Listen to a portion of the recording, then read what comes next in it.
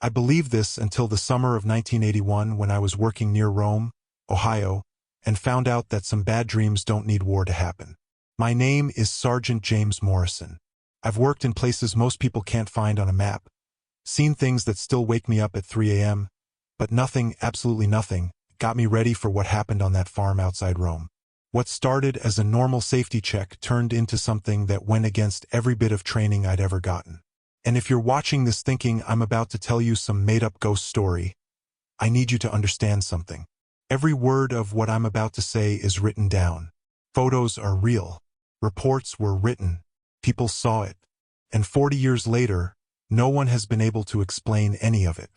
It started in early June. I was given a job with a small group watching for unusual activity near a restricted military area.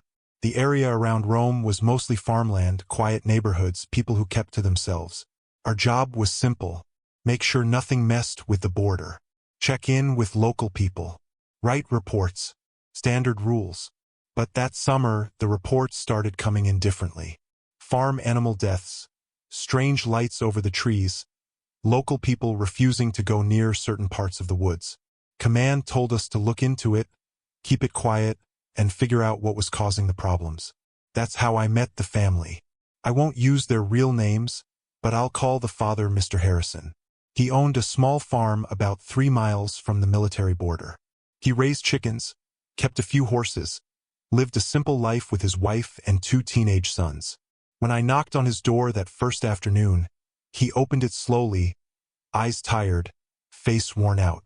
He looked like a man who hadn't slept in weeks. "You hear about the noise?" he asked before I even said a word. I told him I was there about it. He nodded, stepped aside, and let me in. The house smelled like coffee and gun oil. A shotgun leaned against the wall near the door. Another one sat on the kitchen table. His wife stood at the stove, barely looking up when I entered. Their sons sat on the couch, staring at nothing.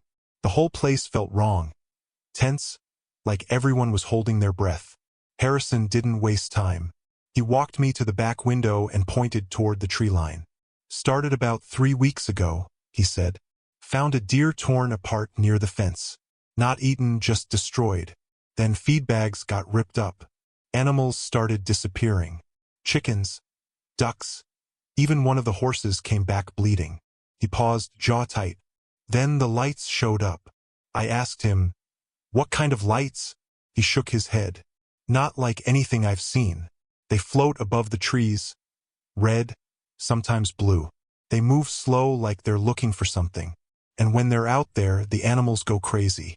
Dogs won't stop barking. Chickens won't come out of the coop. Even the crickets stop making noise." I wrote it down, asked a few more questions, kept my voice calm. Honestly, I thought it was hunters or maybe some kids messing around. But Harrison's face told a different story. This wasn't a man trying to get attention. This was a man trying to protect his family from something he didn't understand. Then his youngest son spoke up from the couch. "It looked at me," he said quietly, "through my window. I woke up and it was just standing there, breathing on the glass." The room went silent. Harrison's wife turned off the stove. I asked the kid what he saw. He swallowed hard, hands shaking. Big dark eyes that were red like they glowed. It didn't blink, just stared at me until I screamed. And then it was gone. I looked at Harrison. He nodded. "We found prints under the window the next morning. Deep ones. Too big for a bear. Too human-shaped to be anything else." That's when I knew this wasn't going to be a simple report. I told Harrison I'd come back with my team, set up some equipment, and see what we could find. He thanked me, but there was no relief in his voice, just exhaustion. As I walked back to my Jeep, I glanced at the tree line. It was broad daylight, sun high, birds singing. Everything looked normal, but the hair on the back of my neck stood up anyway. I radioed Lieutenant Parker on the way back to base, told him what I'd heard. He listened quietly, then said, "You think it's real? Or are they just spooked?" I didn't answer right away. Finally, I said, "I think something's out there. Whether it's what they think it is, that's what we need to find out." Parker agreed. 2 days later, we returned to the farm with Private Collins, a young soldier fresh out of training, and Dr. Rachel Foster, a civilian researcher who studied wildlife behavior. Command wanted records, so they sent her along. She was doubtful from the start. I could tell she had that look scientists get when they think they're about to prove a local legend wrong. But she brought her cameras, her tape recorders, and her notebooks, and she said she'd stay as long as it took. We arrived just before sunset. The farm looked peaceful. Chickens pecked at the dirt. The wind moved through the grass. Everything seemed fine, but Harrison met us at the door with that same exhausted look. "It's quiet during the day," he said. "Nights are when it starts." We set up camp on the porch. Collins put motion detectors near the barn and along the fence line. Dr. Foster placed audio recorders in the trees, hoping to catch any unusual sounds. I kept my rifle close, loaded, safety off. Parker stood near the door, looking at the field with binoculars. We waited. The first hour was uneventful. The sun dipped below the horizon, and the sky turned a deep orange, then purple, then black. The temperature dropped fast. The crickets started their usual song, loud and rhythmic. Harrison's dog, a big German shepherd, lay on the porch beside me, ears twitching at every sound. Everything felt normal. But then around 9 p.m., the crickets stopped all at once like someone flipped a switch. Collins looked at me. "That's not normal, right?" I shook my head. "In the field, you learn to trust the animals. When they go quiet, there's a reason." I stood up, rifle in hand, and looked at the tree line. Nothing, just darkness. But the air felt different. Heavier, charged like the moment before a lightning strike. Then the dog growled low, deep, from the throat. His body went stiff, eyes locked on the woods. Dr. Foster grabbed her camera, pointing it toward the trees. Parker raised his binoculars, and that's when we saw them. 2 red lights, faint at first, flickering between the branches. They floated about 8 feet off the ground, moving slowly from left to right. No sound, no rustling leaves. Just those 2 glowing eyes watching us. Collins whispered, "What the hell is that?" No one answered. We just stared. The lights stayed there for maybe 30 seconds, then blinked out. Gone. The dog stopped growling. The crickets started again. Everything went back to normal, but none of us moved. Dr. Foster checked her camera. "I got it," she said, voice shaking. "I got it on film." Parker lowered his binoculars. "That wasn't an animal." I didn't respond. I was still watching the tree line, waiting for those lights to come back. But they didn't. Not that night. We stayed until dawn, but nothing else happened. When the sun came up, we packed our gear and told Harrison we'd be back. He nodded, said he appreciated it, but I could see the fear in his eyes. He knew what we'd seen, and he knew it wasn't over. Back at base, Dr. Foster developed the photos. The image was blurry, but you could see them. 2 clear red glows, unnatural, too bright to be reflected light. She had no explanation. Neither did Parker. Command reviewed the report and told us to keep watching. They didn't say what they thought it was. They just said, "Keep watching." We returned to the farm 3 nights later. This time, we brought more equipment, thermal cameras, night vision goggles, motion-activated floodlights. If something was out there, we were going to see it. Harrison seemed relieved to have us back, but his son stayed inside. His wife barely spoke. The whole family looked like they were on the edge of breaking. We set up faster this time. Collins positioned the thermal camera facing the woods. Dr. Foster placed microphones near the barn. Parker took position on the roof with night vision. I stayed on the porch with Harrison, rifle ready. The dog refused to leave my side. The sun set, darkness fell, and just like before, around 9 p.m., the crickets stopped. This time the lights appeared faster. 4 of them, bright red, floating in a line just inside the tree line. They didn't move. They just watched. The thermal camera picked up nothing. No heat signal, no body, just empty air where those lights should be. Parker's voice crackled through the radio. "I've got visual. For clear sources. No heat. No movement. They're just floating." Dr. Foster whispered, "That's impossible." Then the lights started moving, slowly at first, drifting closer to the fence. The dog started barking, loud and frantic. Harrison gripped his shotgun. I raised my rifle, finger near the trigger. The lights stopped about 50 yards from the house, still in a perfect line. And then from somewhere deep in the woods we heard it. A scream, long, high-pitched, and sharp enough to make your chest tighten. It echoed across the valley, rolling through the trees like a warning. The lights blinked out. Silence. Then heavy footsteps. Not running, walking, slow, careful, crunching through the underbrush. Collins yelled, "Something's moving. Southeast corner." I swung the rifle toward the sound. The night vision showed movement, large, on two legs, stepping through the trees. It stopped at the edge of the clearing just outside the fence. The thermal camera still showed nothing, but I could see it, a shape, tall, broad, covered in dark fur or hair. And then it turned toward us. Two red eyes flared to life, brighter than before, burning. It stood there, motionless, staring directly at me. I could feel it, the weight of its look, the intelligence behind those eyes. This wasn't an animal. This was something else.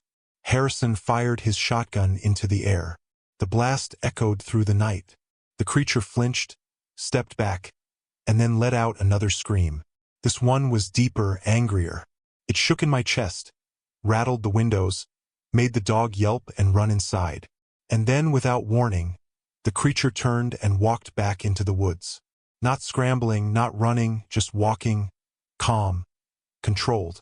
We stood there for a long time, breathing hard, weapons raised, waiting for it to come back. But it didn't. The crickets started again. The air felt normal. It was like nothing had happened, except we all saw it. We all heard it. And the thermal camera recorded nothing. Dr. Foster sat down hard, hands shaking. "That's not possible," she kept saying. "That's not possible." Parker climbed down from the roof, face pale. "We need to call this in." I nodded, but I already knew what would happen. Command would review the footage, see the lights, hear the screams, and then file it away because what were they supposed to do? Admit that something unexplainable was out there? That's not how the military works. We stayed until morning. The family didn't sleep. Neither did we. When the sun came up, we searched the area where the creature had stood. Deep prints in the dirt, wide, human-like, five-toed, pressed deep into the ground like whatever made them weighed hundreds of pounds. But they stopped 20 feet into the field. No trail, no continuation, just ended like it had vanished mid-step. Dr. Foster took photos, measurements, soil samples, but none of it made sense. "These prints," she said quietly, "they're too heavy to be human, too shaped to be an ape, and they just stop. That's not how biology works." Parker looked at me. "What do we tell command?" I stared at the empty field. "We tell them the truth. Something's out here and we don't know what it is." That was the end of the first week.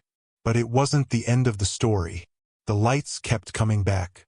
The creature kept watching. And over the next several weeks, things got worse. Much worse.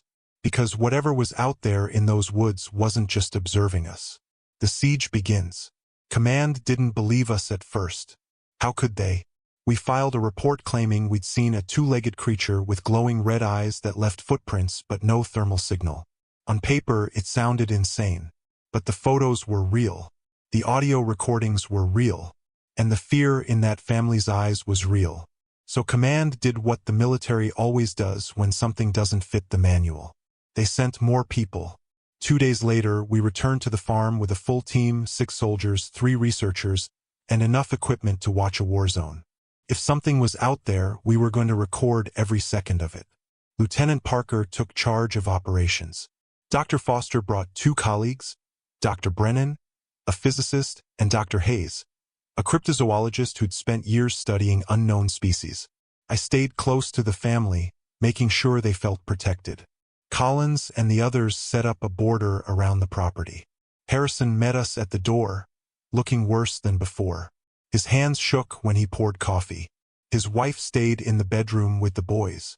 He told us the lights had come back every night since we left. Sometimes just watching from the trees. Other times moving closer, circling the house. The animals were going wild. 2 more chickens disappeared. The dog refused to go outside after dark. And the screams, he said, those screams were getting louder. It's like it knows we're afraid, Harrison said quietly. Like it's feeding off it. Dr. Hayes leaned forward. Have you tried communicating with it? Harrison stared at him. Communicating? You think that thing wants to talk? Hayes shrugged. If it's intelligent, maybe. Some species use fear as a defense. Others use it as a tool. I didn't like where this was going. We're not here to make friends with it, I said. We're here to figure out what it is and how to stop it. Parker nodded. Morrison's right. We observe, we record, and if it becomes a threat, we stop it. That night, we spread out across the property. Collins and 2 others manned the thermal cameras. Dr. Brennan set up electromagnetic field detectors, claiming that unexplained events often disrupted electrical currents. Dr. Foster positioned audio equipment near the barn. I stayed on the porch with Harrison, rifle loaded, eyes on the tree line. The sun set. Darkness swallowed the field. And like clockwork, at 9 p.m., the crickets stopped. This time, the lights appeared from multiple directions. 6 of them, red, glowing, floating at different heights. They formed a loose circle around the property, each one positioned like a guard. Dr. Brennan's equipment started going haywire. The electromagnetic readings spiked off the charts. Static filled the radios. The floodlights we'd set up flickered once, twice, then died completely. Parker's voice crackled through the static. All units, hold position. Do not shoot unless threatened. One of the lights drifted closer. Slow, careful, stopping just outside the fence. I raised my rifle, tracking its movement. Through the scope, I could see it clearly now, not just a light. Eyes, massive burning red eyes staring directly at me. And below them, a shape, tall, hunched, covered in dark matted fur. Its arms were long, too long, hanging almost to its knees. And its mouth, I could see teeth, sharp, jagged, catching the faint moonlight. Harrison whispered, "That's it. That's what looked through my son's window." The creature tilted its head, studying us. It didn't blink, didn't move, just watched. I could feel my heart pounding in my chest. Every instinct told me to fire, but something held me back. Maybe it was training. Maybe it was curiosity. Or maybe deep down, I knew that if I pulled that trigger, things would get much worse. Then, from somewhere behind the barn, another scream echoed through the night. This one was different, sharper, almost like a signal. The creature in front of us turned its head slightly, listening. And then, without warning, all 6 lights vanished at once. Silence. Collins's voice crackled through the radio. "They're moving. Southwest corner. Multiple heat signals. No, wait. They're gone again." Dr. Foster shouted from the barn. "I'm getting audio. Something's circling the building." I ran toward her position, Harrison right behind me. When we reached the barn, Dr. Foster stood frozen, headphones on, eyes wide. "It's breathing," she whispered. "I can hear it breathing." I aimed my flashlight toward the back of the barn. The beam cut through the darkness, sweeping across the wooden walls. Nothing, just empty space. But then I heard it, too. A deep rhythmic exhale, heavy, close, coming from just beyond the light. I stepped forward slowly, finger on the trigger. The breathing stopped. The air felt thick, electric, and then from directly above us, something moved. I swung the flashlight up just in time to see a massive shape leap from the barn roof, soaring over our heads and landing 30 feet away in the field. It hit the ground hard, shaking the earth, and then bolted toward the trees on 2 legs. Harrison fired his shotgun. The blast lit up the night. The creature stumbled, let out a roar that rattled my bones, and kept running. It didn't stop, didn't slow down, just disappeared into the darkness. We stood there, breathing hard, flashlight sweeping the empty field. Dr. Foster pulled off her headphones, hands shaking. "Did you see how it moved? That was deliberate, calculated. It knew we were listening." Parker ran up behind us. "Anyone hit?" I shook my head. It jumped from the barn roof, cleared 30 feet like it was nothing. Dr. Hayes appeared, notebook in hand, scribbling furiously. "Incredible. Two-legged movement, advanced spatial awareness, possible use of intimidation tactics. This is unlike anything I've ever recorded. I stared at him. You're taking notes while that thing is out there? He looked up, eyes bright with excitement. Sergeant, do you understand what we're witnessing? This could be the discovery of a lifetime. I grabbed his notebook. This isn't a discovery. It's a threat, and if we don't figure out how to stop it, someone's going to get hurt. The rest of the night was chaos. The lights kept appearing and disappearing. The electromagnetic readings spiked randomly. Audio equipment picked up sounds we couldn't explain. Low-frequency hums, guttural growls, what sounded like whispers. At one point, Collins swore he saw 3 figures standing at the edge of the woods watching us. But when he aimed his rifle, they were gone. By dawn, we were exhausted. The family hadn't slept. Neither had we. Harrison's wife came out of the bedroom, eyes red, voice hollow. "How long?" she asked. "How long do we have to live like this?" I didn't have an answer. Parker tried to reassure her. Said we'd increase patrols, bring in more support. But I could see it in her face. She didn't believe him. None of them did. We spent the next day searching the property. The footprints were everywhere now, near the barn, by the fence, circling the house. Some were fresh, pressed deep into the mud. Others looked older, weathered. Dr. Hayes took casts of the prints, measured the stride length, analyzed the weight distribution. He estimated the creature stood between 7 and 8 feet tall, weighed at least 400 pounds, and had a bone structure unlike any known primate.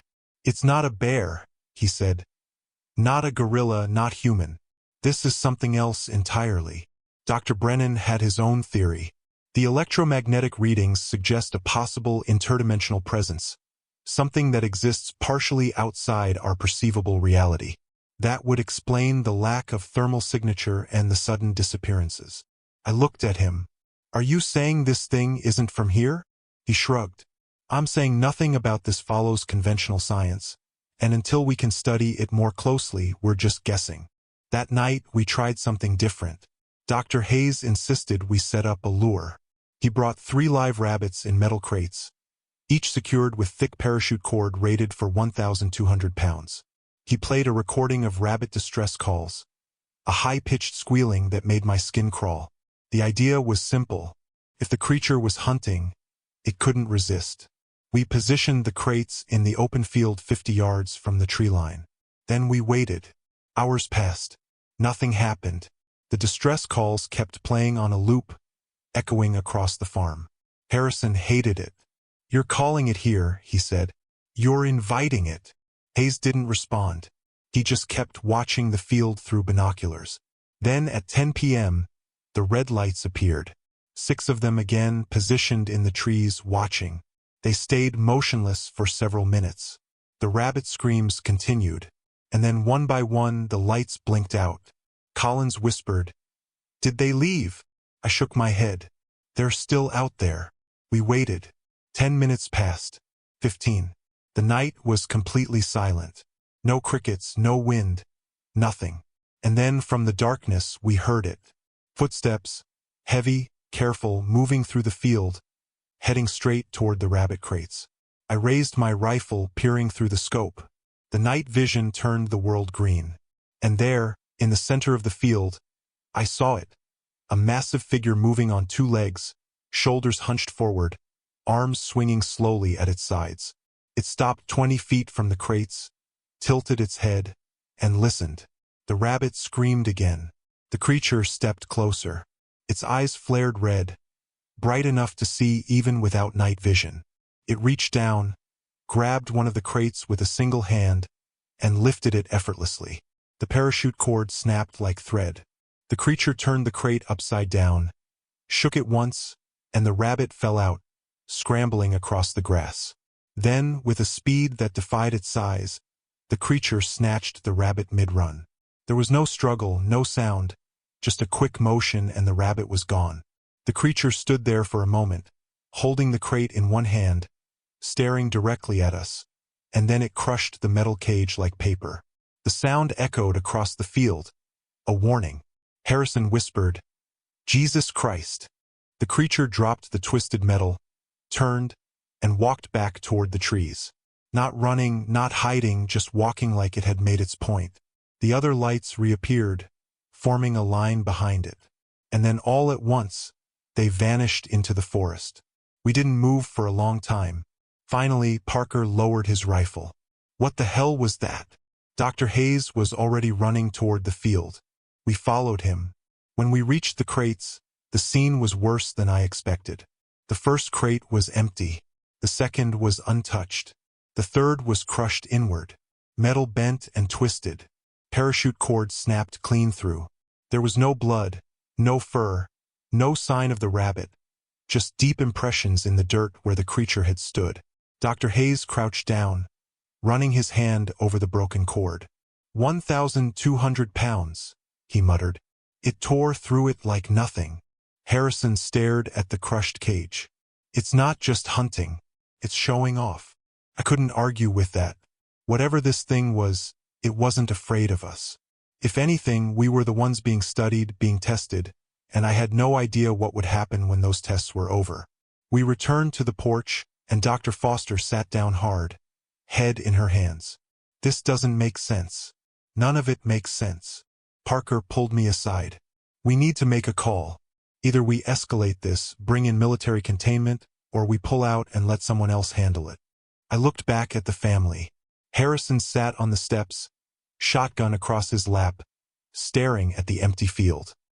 His wife stood in the doorway, arms wrapped around herself. Their sons watched from the window, faces pale. These people had nowhere to go. This was their home and something had taken it from them. We stay, I said. Until we figure this out, we stay. Parker nodded. Then we better be ready because I don't think that thing is done with us yet. He was right. That night was only the beginning. Over the next week, the encounters escalated. The creatures, because now we knew there was more than one, started getting bolder. They circled the house at night, scratched at the walls, pounded on the barn doors. The lights appeared every evening, sometimes in the trees, sometimes floating directly over the property. And the screams, those horrible screams, echoed through the valley every single night. We tried everything. Motion sensors, tripwires, floodlights, even loud sirens to scare them off. Nothing worked. They adapted to every defense we put up. It was like they were learning, studying our patterns, figuring out our weaknesses. One night, Collins was on patrol near the barn when his radio died. Just went silent. He called out, but no one answered. We found him 10 minutes later sitting on the ground, back against the barn wall, staring at nothing. He said something had stood behind him, breathing on his neck. He felt its hand on his shoulder, heavy, clawed, but when he turned around, nothing was there. After that, no one wanted to patrol alone. We started moving in pairs, weapons drawn, flashlights sweeping constantly. The farm felt like a war zone. Tense, dangerous, like at any moment something would break. Dr. Brennan's theory about interdimensional presence started to make more sense. The creatures seemed to exist in two states, visible and invisible. 1 second they were there, glowing eyes, massive shapes. The next second they were gone. No heat signal, no footprints, no trace. It was like they could slip in and out of our reality at will. Harrison's family reached their breaking point. His wife packed bags, said they were leaving, going to her sister's place in Cleveland. Harrison tried to stop her, said they couldn't just abandon their home. But she wasn't listening anymore. This isn't a home, she said. This is a nightmare, and I won't let my boys die here. They left the next morning. Harrison stayed behind, alone, stubborn, refusing to let whatever was out there win. I respected that, but I also knew it was only a matter of time before something went wrong. That night, we set up one final test. Dr. Hayes insisted he wanted to try communication again, this time using light signals, flashing patterns, Morse code. The idea was to see if the creatures would respond. If they were intelligent, maybe they'd understand we weren't a threat. I thought it was a terrible idea. Parker agreed, but Hayes wouldn't drop it, so we let him try. At 9 p.m., the lights appeared. 5 of them, positioned in a half circle around the farm. Hayes stood in the open field with a high-powered flashlight, flashing patterns into the trees. Long blinks, short blinks, repeated sequences. The creatures watched, silent, unmoving. Then, after about 10 minutes, one of the lights blinked back.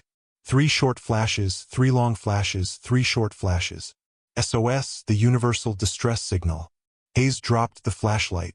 "They know," he whispered. "They understand." Before anyone could respond, all 5 lights rushed forward at once. Fast. Too fast. They closed the distance in seconds, stopping just outside the fence. The creatures behind them became visible, massive, towering, eyes burning. And then they all screamed together. The sound was deafening. It vibrated through my chest, shook the ground, made the windows crack. I covered my ears, dropping to my knees. Harrison fired his shotgun into the air over and over until the magazine was empty. The creatures didn't flinch. They just stood there screaming, staring, daring us to do something. And then, as suddenly as it started, they stopped. The lights blinked out. The creatures vanished. Silence. We stood there in the dark, breathing hard, ears ringing. Hayes sat in the field, trembling.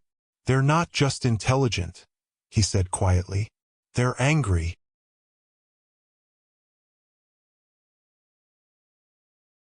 That was the last night Dr. Hayes stayed on the farm. He packed his equipment and left the next morning, mumbling something about needing to reevaluate his theories. Dr. Brennan left with him. Dr. Foster stayed, but even she looked shaken. "I don't know what to do anymore," she admitted. "We've recorded everything. Photos, audio, footprints, but none of it brings us closer to understanding what they want." I looked at her. Maybe they don't want anything. Maybe they're just here, and we're in their way. By the 3rd week, command finally pulled us out. Too many unexplained incidents, too many soldiers refusing to go back. They filed the reports, archived the evidence, and declared the case inconclusive. Just like I knew they would. Before we left, I found Harrison sitting on his porch staring at the woods. "You think they'll come back?" he asked. I didn't lie to him. "I don't know, but if they do, you need to leave. This isn't worth dying for." He nodded slowly. "I know. I just hoped I'd understand it first." Why us? Why here? I didn't have an answer. Some things don't have answers. Some things just are. We drove away that afternoon. As I looked back in the rearview mirror, I saw the farm disappearing behind the trees. And for just a second, I thought I saw a red glow flickering at the edge of the woods, watching us leave. But what happened in the weeks after we left, that's when things got truly terrifying. Because the siege wasn't over. It was only just beginning. The final stand. I thought leaving that farm would be the end of it. That once we pulled out, filed our reports, and moved on to the next assignment, the nightmares would fade. I was wrong because 3 days after we left, Harrison called command. His voice was barely a whisper. "They're inside the house." Command patched the call through to me. I was off duty, sitting in my barracks, trying to convince myself that what I'd seen was just stress or exhaustion. But when I heard Harrison's voice, shaking, broken, I knew it wasn't over. "Morrison," he said, "please come back. I can't do this alone." I told him to get out, leave the house, drive to the nearest town, stay with someone, anywhere but there. He said he couldn't. His truck wouldn't start. The battery was dead even though he just replaced it. The phone line kept cutting out, and every time he tried to leave, the lights appeared, surrounding him, blocking the driveway, keeping him trapped. I looked at Lieutenant Parker. He shook his head. "Command won't authorize it. Case is closed." I grabbed my rifle. "Then I'm going on my own." Parker stared at me for a long moment. Then he sighed. "I'll drive." We arrived at the farm just after midnight. The driveway was pitch black. No lights from the house. No movement. Just silence. Parker killed the engine, and we sat there for a moment listening. Nothing. But the air felt wrong. Heavy, charged. I stepped out of the Jeep, rifle raised. Parker followed.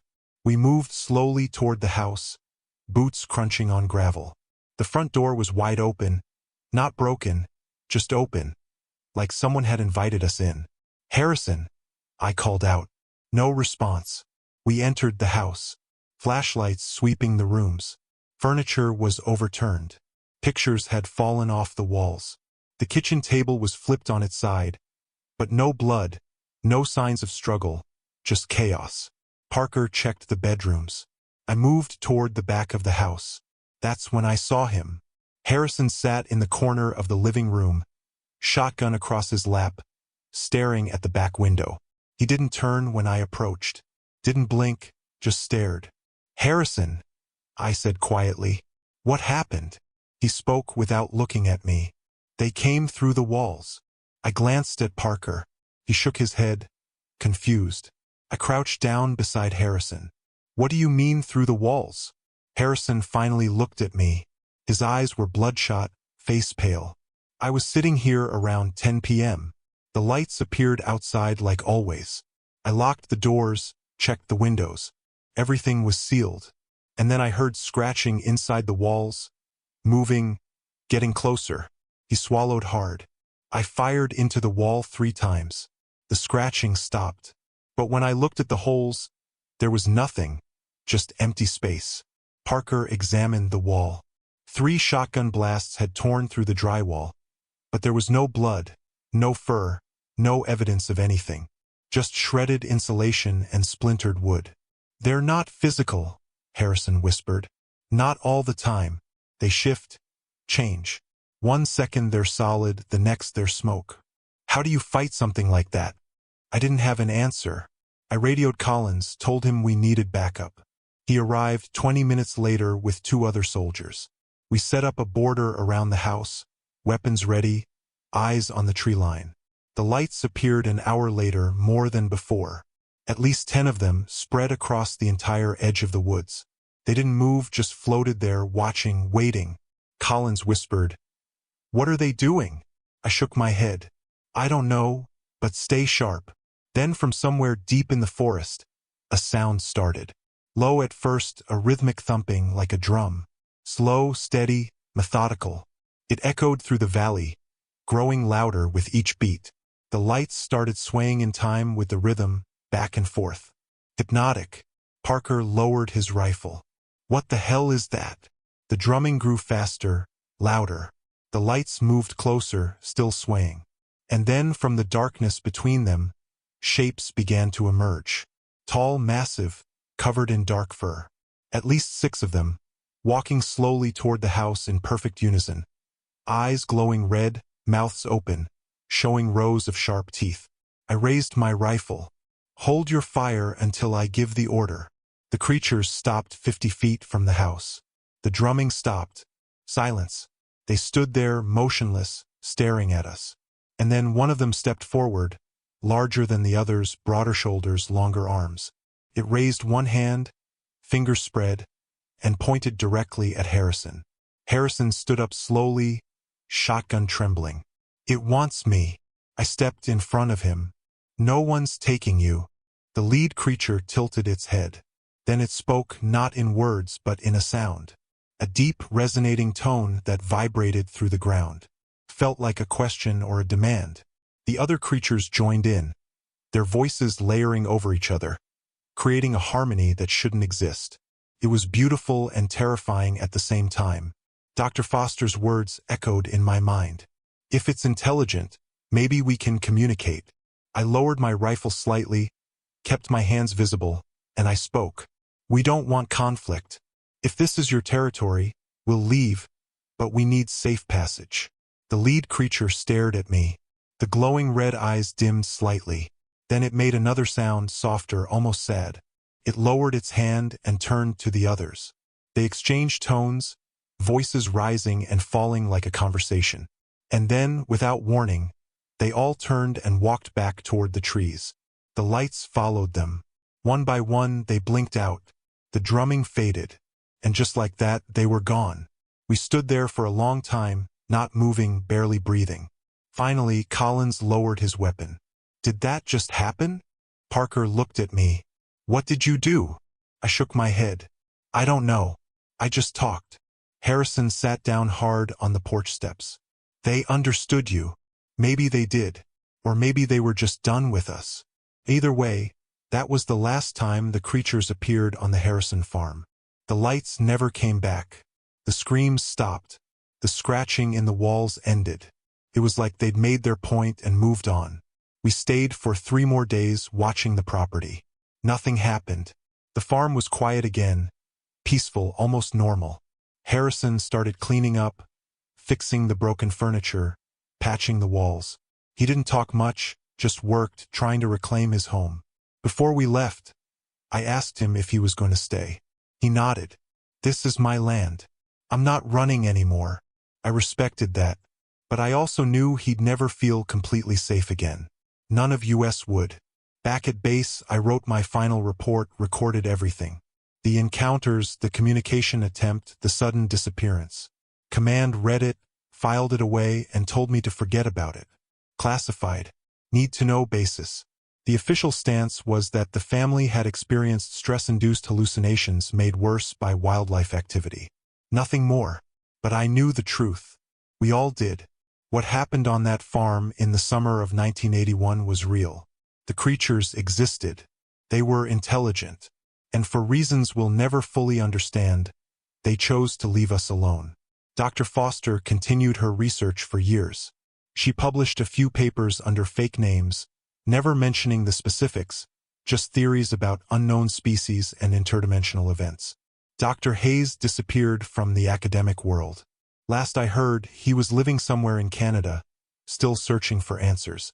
Lieutenant Parker retired 2 years later. We stayed in touch for a while, but eventually lost contact. I heard he moved to Arizona, as far from Ohio as he could get. Collins transferred to a different unit. He never spoke about that summer again. Said it was better to just forget. Maybe he was right. Harrison lived on that farm for another 15 years before finally selling it. He told the new owners it was a peaceful property, good for raising animals. He didn't mention the woods or the lights or the creatures. He figured some things were better left buried. The farm changed hands a few more times over the years.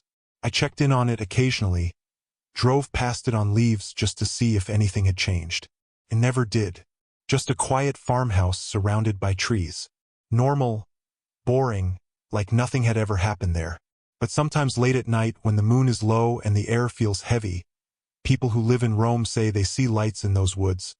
Red glows drifting between the branches, floating, watching. And if you listen closely, they say you can still hear the drumming, faint, distant, like an echo from another time. I've been asked over the years if I think they're still out there, those creatures watching us, testing us. Honestly, I don't know. Part of me hopes they moved on, found somewhere else to exist. Another part of me, the part that still wakes up at 3 a.m. with my hand reaching for a rifle that isn't there, knows better. They're out there somewhere in the shadows between our world and theirs. And maybe that's where they've always been. People ask me if I believe in monsters now. I tell them I believe in things we don't understand, things that exist outside our definitions of reality. The creatures on that farm weren't monsters. They weren't evil. They were just different, operating on rules we couldn't comprehend. In 1983, a researcher named Dennis Pilches published a book called Night Siege. It recorded several cases of unexplained events across Ohio during the early 80s. The Harrison farm was mentioned briefly, though the names were changed and the details sanitized. Most people who read it dismissed it as rural folklore, ghost stories told by bored farmers. But I know different. I was there. I saw it. And 40 years later, I can still remember the way those red eyes looked at me. Not with anger, not with hatred, but with something else. Recognition, like they knew exactly what I was and they were curious. That's what scares me the most. Not that they existed, but that they understood us, studied us, and then chose to leave. Because if something that powerful, that intelligent, decided we weren't worth the effort, what does that say about us? I retired from the Army in 1995, settled down in a small town in Pennsylvania, as far from Ohio as I could manage without leaving the East Coast. I don't talk about that summer. Most people wouldn't believe me anyway. And the ones who would, they don't need to carry that weight. But every now and then when I'm sitting on my porch at night watching the tree line, I think about Harrison. about how he stayed on that farm even after everything that happened, how he refused to run. And I wonder if I would have had that kind of courage, or if I would have done exactly what I did, left, moved on, tried to forget. The thing is, you never really forget. You can bury it, ignore it, tell yourself it was just stress or exhaustion.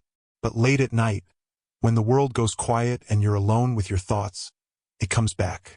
The lights, the screams, the eyes. And you remember that there are things in this world we will never fully understand. I kept one thing from that summer, a photograph. Blurry, overexposed, but you can see them if you know what you're looking for.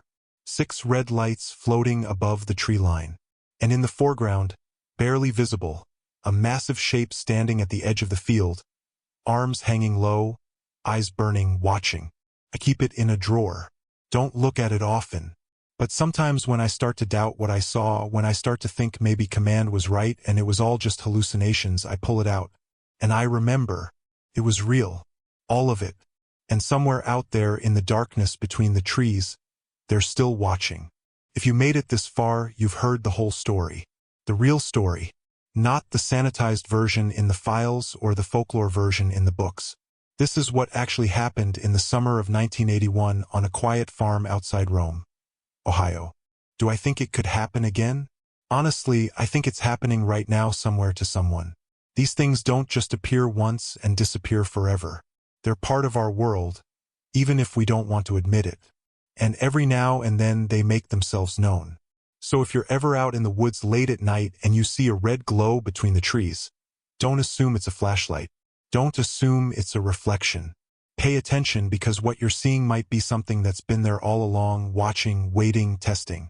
And if it starts moving toward you, run. Don't look back. Don't try to understand it. Just run. Because some things aren't meant to be understood. Some things are meant to remind us that we're not alone in this world. And we're not at the top of the food chain. I learned that lesson in 1981. And I'll carry it with me until the day I die. This is Sergeant James Morrison signing off. Stay safe out there. And remember, the woods are never as empty as they seem. Harrison passed away in 2019. Natural causes, heart failure. I went to his funeral, small gathering, family, a few neighbors. The pastor talked about his dedication to his land, his strength in the face of hardship. No one mentioned what really happened. No one talked about the siege. But as they lowered his casket into the ground, I looked toward the tree line of the cemetery. And for just a second, I swear I saw a red glow flickering between the branches. Just for a second. Then it was gone. Maybe it was my imagination. Maybe it was a reflection. Or maybe, just maybe, they came to pay their respects to the man who refused to run. The man who stood his ground. Even when the world stopped making sense. I like to think it was the latter. I like to think that wherever Harrison is now, he finally has his answers. He finally understands. As for me, I'm still here, still watching the tree line, still remembering and still wondering if one day they'll come back.